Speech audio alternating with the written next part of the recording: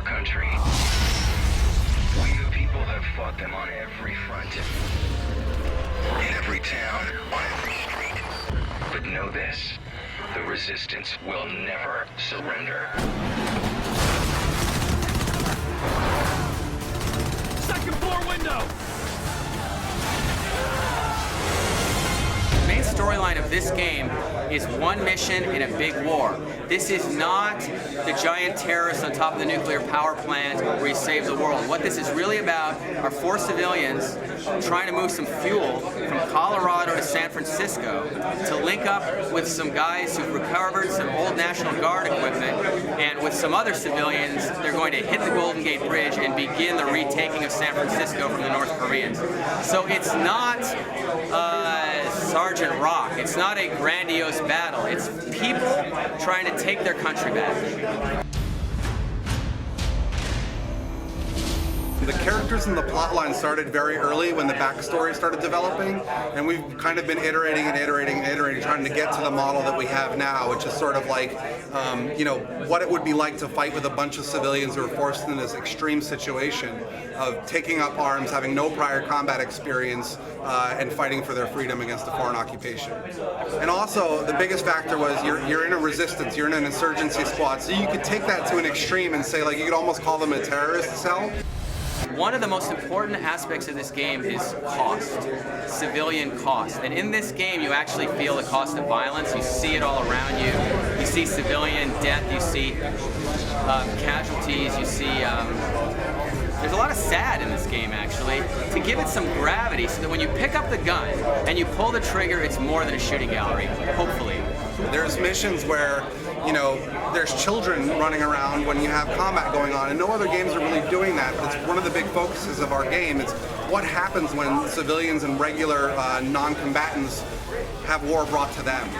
One of the things that we want the player to constantly be thinking about as they're playing the game is, you know, relating to things in a very human way. You know, you'll see the environment is essentially a shopping center, you know, with real stores in it, and part of selling that is people having an immediate understanding of where they are, and some idea of wow, I could have been there in that parking lot, or I could have been in that suburb. You know, and that's the familiar becomes alien pillar that we're really shooting for. And deep thought has been put into that all the way from top to bottom, and it's not just a throwaway, you know, PR line. It's really the sort of operational strategy for the team. It's like, how do we take things and twist it just enough so that you instantly recognize it, but you know something is wrong.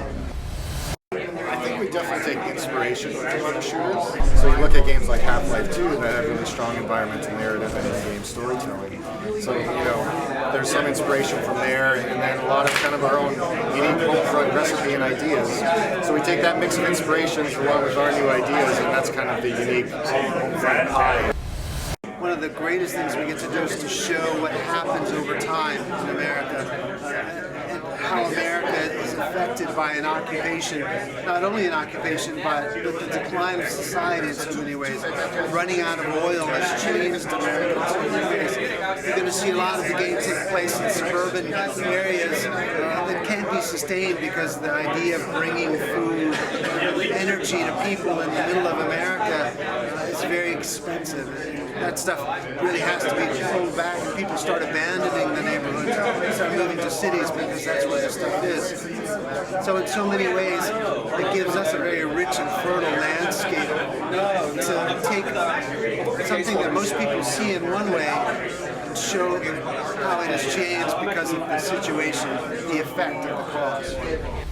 Because the game is set in 2027, we have the ability to use a lot of future combat systems, which are really fun for the player. So there's everything from the AI-controlled vehicle to the drones that you haven't seen yet, some other features I can't talk about, but the weapon systems are all modeled out of DARPA, which is the weapons research in the United States, and a lot of things that are going on in the near future in the military. And we are very conscious that as cool as all this single player in the world is, multiplayer is where our players are going to live, and we're going to give them a great place to live and play.